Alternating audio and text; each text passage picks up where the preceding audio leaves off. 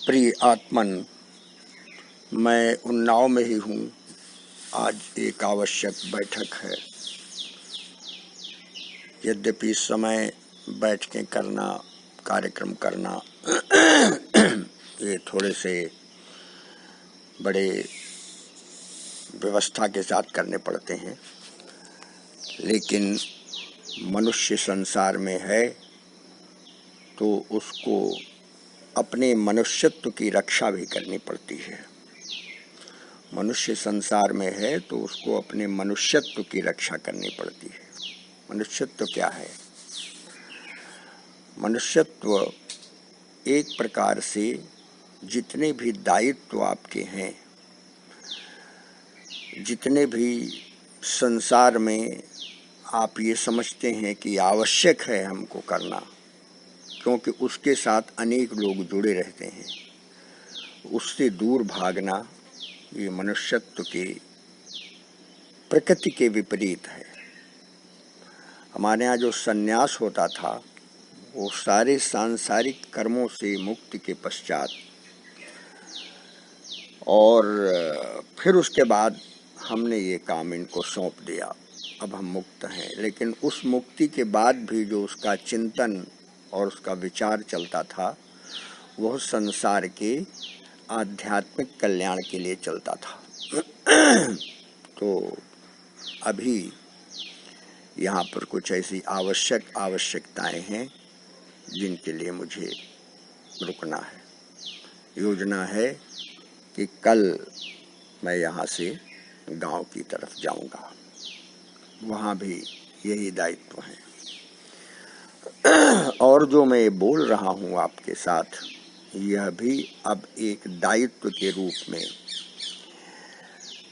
मेरे स्वभाव में धीरे धीरे आ रहा है कि ये दायित्व है मेरा, मुझे कुछ कहना है। आज जब मैं कहने के लिए प्रवृत्त हो रहा था प्रातःकाल, क्योंकि जब मैं आपके साथ ये संपर्क स्थापित करता हूँ, इससे लगभग 1.5-2 घंटे पहले मैं शैया त्याग कर कुछ न कुछ इस प्रकार के कार्यों में, व्यापारों में, चाहे वो मानसिक हो, चाहे वो तमाम उपक्रमों के साथ हो, उनको करने लगता हूँ।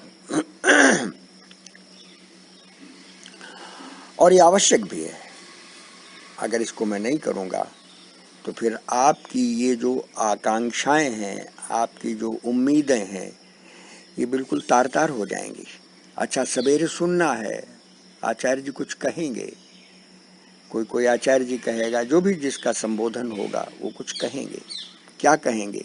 कोई बेकार की बात कहेंगे तो आप समझदार हैं, आपको ऐसा लगेगा कि आज इनको क्या हो गया है।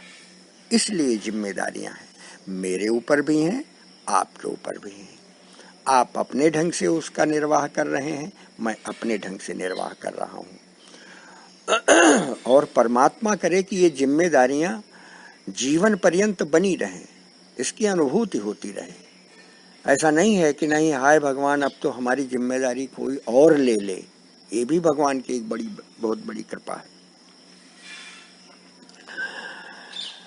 अगर आप कभी 15वें अध्याय में गए होंगे गीता जी के, तो प्रारंभ ही है कि ऊर्ध्वमूल मधशाखम अश्वत्थम प्राहुरव्ययम छंदांसि यस्य पर्णानि यस्तम वेद स वेदविद। ऊर्ध्वमूल मधशाखम, ये संसार एक ऐसा अश्वत्थ वृक्ष है। वृक्ष में सबसे पवित्र और सबसे उपयुक्त माना पीपल के वृक्ष को अश्वत्थ वृक्ष। क्यों है वो अलग विषय हो जाएगा, और क्यों उपेक्षित है इस समय वो अलग विषय हो जाएगा। भारतवर्ष में क्यों ये सुरक्षित संरक्षित है ये अलग विषय हो जाएगा। ये अलग से स्वतंत्र विषय है पीपल का वृक्ष। तो कैसा है कि जड़ें तो ऊपर हैं और शाखाएं नीचे हैं। छंदांसि यस्य पर्णानि, यस्तम वेद स वेदविद। ये जो छंद है, छंद क्या है? ये भी आदिस्वर है। ओम भी एक छंद है, स्वर है। इसके पत्ते हैं, ये पत्ते भी इसकी रक्षा करते हैं, इसका खाद्य बनते हैं। भक्ति का मूल सिद्धांत क्या है? भौतिक कार्यों से विरक्ति और आध्यात्मिक कार्यों में अनुरक्ति। लेकिन भौतिक कार्य जब अध्यात्म का आधार लेकर आपके साथ चलते हैं तो भी आपको आनंद देते हैं। और ये संसार तो भाई बड़ा अद्भुत है, आप पढ़ के देखिएगा, विस्तार बहुत अच्छा मिल जाएगा।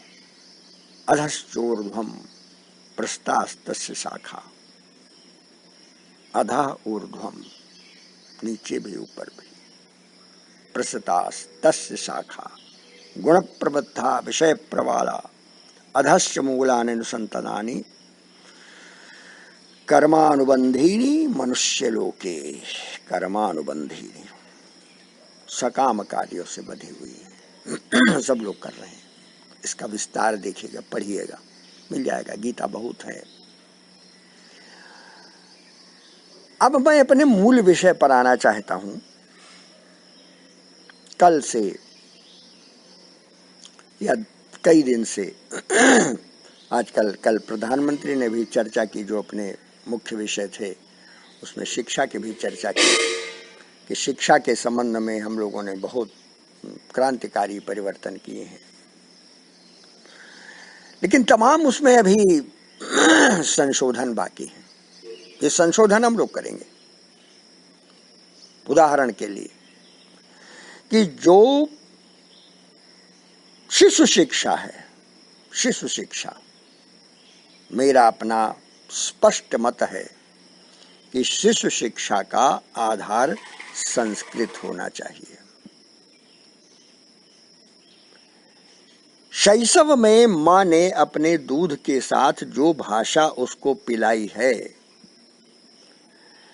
जब उस भाषा को वह वाणी में व्यवहृत करता है और उसके बाद जब उस वाणी को उस विधान के साथ आगे बढ़ाना चाहता है जिसको हम संस्कार और ज्ञान की दिशा कहते हैं, बस वहां से संस्कृत प्रारंभ हो जानी चाहिए।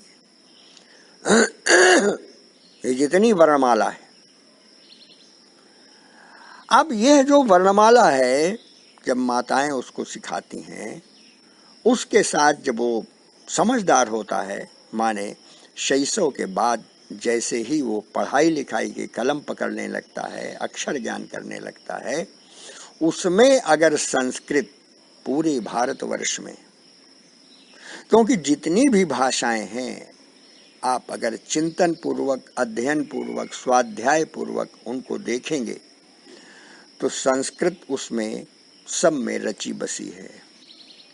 हिंदी को मैं नहीं कहता, हिंदी भी उसी आधार पर है। हिंदी का विकास तो आपके स्वतंत्रता आंदोलन में बहुत ज्यादा हुआ, क्योंकि सरल पड़ती थी, वो अलग विषय है। लेकिन इस संस्कृत को सरल रूप से, जैसे बहुत प्रयास किया श्रीपाद दामोदर सातवलेकर ने, छोटी छोटी पुस्तकें बनाई, और ये अगर हमारा संपूर्ण राष्ट्र का एक प्रारंभ का आधार बन जाएगा, संस्कृत आधारित हमारी शिक्षा प्रारंभ होगी, भाषा के रूप में मूल भाषा संस्कृत, और उसके बाद जो व्यावहारिक भाषाएं हैं, अगर हम संस्कृत का आधार ले लेंगे तो जो दक्षिण की भाषाएं हमारी अपरिचित हैं, वो धीरे धीरे हमारे साथ आने लगेंगे। इधर अच्छा किया है कि उन दक्षिण की भाषाओं को भी, कि मातृभाषा में हमारी शिक्षा यहाँ तक जाएगी। पहले भी तमाम सम्मेलन हो चुके हैं, मैंने उनमें भाग लिया है। वहाँ सबने वैश्विक स्तर पर यही चर्चा हुई कि प्रारंभ की शिक्षा मातृभाषा में होनी चाहिए। लेकिन मातृभाषा में शिक्षा होने के पश्चात फिर उसके बाद जब वो व्यावहारिक भाषा में आता है उसका आधार संस्कृत होना चाहिए और वह मातृभाषा के साथ तालमेल बैठा लेती है। इसके लिए मेहनत करनी पड़ेगी और उसके पश्चात फिर भाषा के साथ स्वाभिमान जगाने की जो आवश्यकता है उसमें अपने इतिहास का परिमार्जन होना चाहिए। इतिहास पढ़ाना बहुत आवश्यक है, लेकिन परिमार्जित इतिहास पढ़ाना आवश्यक है। जब तक हमारे अंदर राष्ट्रबोध नहीं उत्पन्न होता, जब तक हम राष्ट्रबोध से वंचित रहते हैं और वैश्विक चिंतन करते हैं, तो ऐसा लगता है कि हम किसी कमजोर आधार पर खड़े हुए ऊपर बहुत बड़ा वितान तानना चाहते हैं। थोड़े से भी अगर भूडोल आया तो गिर जाएगी पूरी इमारत। इसलिए आत्मबोध आधार उसका भाषा का संस्कृत, राष्ट्रबोध, फिर वैश्विक बोध के लिए हमको जो कुछ भी हम बनना चाहेंगे वो हमको दिशा और दृष्टि मिल जाएगी। अभी कह तो दिया हमने, लेकिन इसका विस्तार और इसका विश्लेषण बहुत आवश्यक है। पहले तो मूल बात हम समझें, जिसके लिए हमें कह रहे हैं कि नहीं, चाहे आप संस्कृत लीजिए, चाहे फ्रेंच लीजिए, चाहे स्पेनिश लीजिए, जो भी आप कर रहे हैं, संस्कृत को इस स्तर पर ले जाना आवश्यक नहीं है और विश्व के कल्याण के लिए भी आवश्यक है।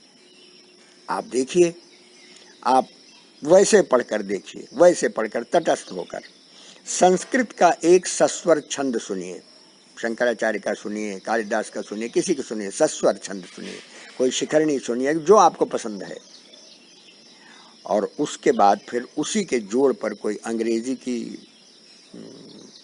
कोई लिरिक, कोई भी ऐसी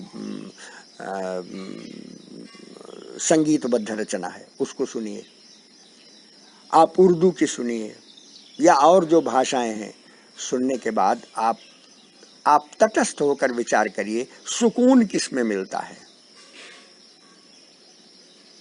इस शरीर को आंदोलित करना, मन को उद्वेलित करना, चिंतन को अस्त व्यस्त करना, ये सचमुच में मनुष्यत्व की दुर्दशा है। फिर मनुष्य में कभी अपने पुरुषार्थ और पौरुष की अनुभूति नहीं होती, और जब होती है तो विध्वंसात्मक होती है। आप देखिए, जो बड़े बड़े गुंडे बदमाश हैं, शरीर से पुष्ट हैं, वो कौन से काम करते हैं? ए चलो इधर, ऐसा गाओ, ये ऐसी बात है। तो हमारे यहाँ क्या कहते हैं? विद्या विवादाय धनम मदाय शक्ति परेशान परपीडनाय। किसके लिए? खलस्य, दुष्ट की। साधो, जो साधु है वो क्या है? ज्ञानाय दानाय चरक्षणाय। विद्या ज्ञान के लिए, धन दान के लिए, और शक्ति काहे के लिए? रक्षणाय, रक्षा करने के लिए, रक्षा करने के लिए। रक्षा कौन करता है? जो समर्थ होता है।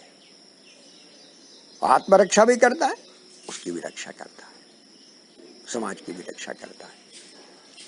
तो ये सारे भाव उत्पन्न होते हैं जब हमारे संस्कार, हमारी भाषा, हमारा विचार, हमारा व्यवहार उदात्त होता है। आप देखिए, संगीत में भी उदात्त अनुदात्त स्वर होते हैं।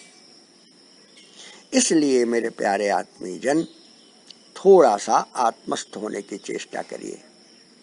जो बार बार एक वो स्पाइरल बनाया करते थे ना दीनदयाल जी, कि इस बिंदु से चले हैं हम, विस्तार करते चले जाएं, हम बाहर चलते चले जाएं, हम कितना भी बाहर जाएं, हम कोई अंत नहीं है। और अंत क्या है? जब हम आत्मस्थ होते हैं। यह समय संकट का है और संकट में आत्मस्थता होती है। उस आत्मस्थता से जो परिणाम निकलेंगे वो कल्याणकारी होंगे, ऐसा मेरा अपना मत है। और मैं समझता हूँ कि ये मत मेरा निरर्थक नहीं है। इस मत के पीछे आधार है, और वह आधार है भारतीय संस्कृति, भारतीय विचार, भारतीय चिंतन और भारतीय वैश्विक दर्शन। बहुत बहुत आशीष। धन्यवाद।